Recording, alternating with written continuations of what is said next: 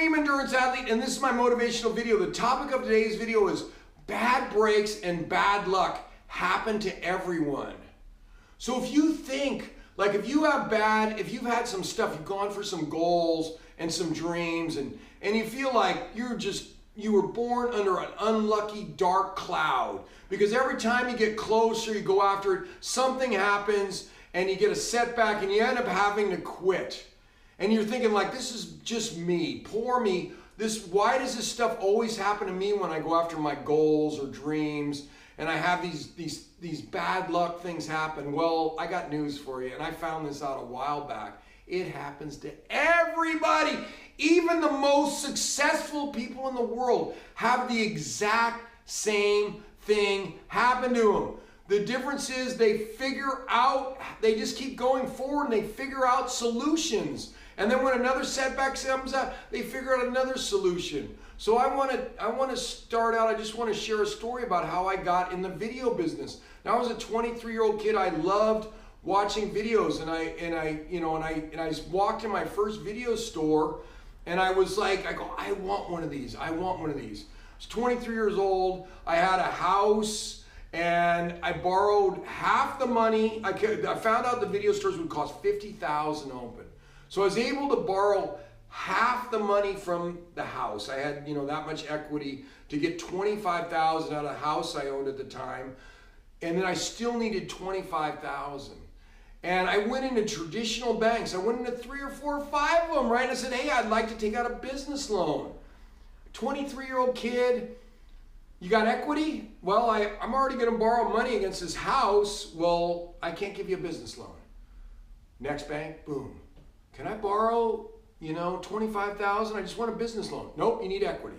You need equity, you need equity, you need equity. That's all I heard over and over and over again.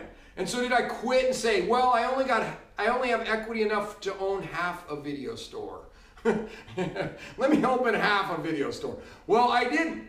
Or did I quit? Heck no, I didn't quit. I kept asking. You keep asking and asking and asking. If you have to ask 1,000 times, the story I hear is the Kentucky Fried Chicken when he was trying to open his first restaurant and he was trying to get somebody to buy his recipe or whatever. In the beginning was how he got started. He had to go to 1,000 people. It's just how it works. And so when I tried to go the traditional route, and I figured out it wasn't going to work. And I remember I even walked in a small business association to get a loan. And I thought, well, hey, I need a straight business loan. And they walk up and they say, they go, well, here, you got to fill all this paperwork out, right? It was this huge thing. And I'm like, kind of a B-. I was a B- student in high school. I'm looking at this big, thick amount of paper. I go, you got to be kidding me. And then at the end of it, fill all this out, and you still need to give collateral. I'm like, well, what good is that?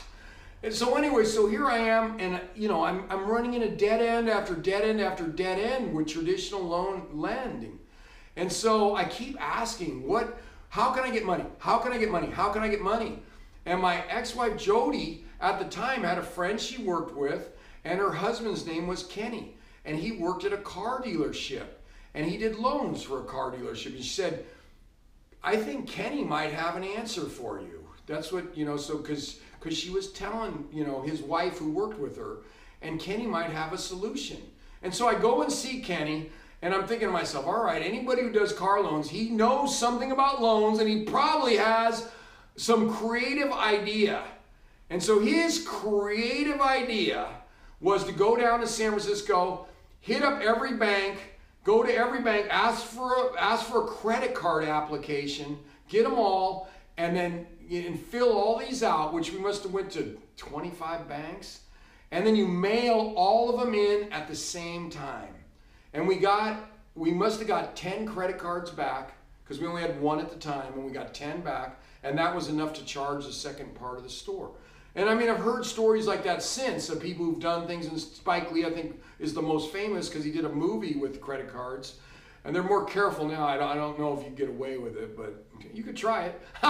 Remember, mail them all at the same time. But anyway, but it was the determination. You're sending that out to the universe. You're showing that you're not going to quit easy. You know, I could have said, wow, this is really, you know, a bummer. They aren't going to lend to a 23-year-old guy. They're not going to, who doesn't have tons of business experience and tons of collateral. They're not going to lend me any money. But no, I kept asking, and son of a gun, I came up with the money to open that store.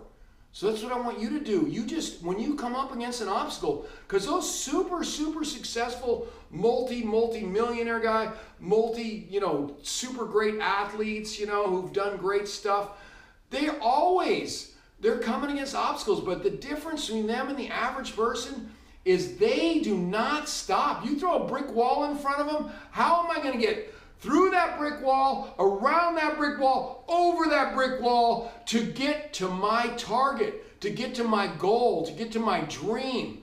That's the difference between them and the average person. You just don't stop. You keep going.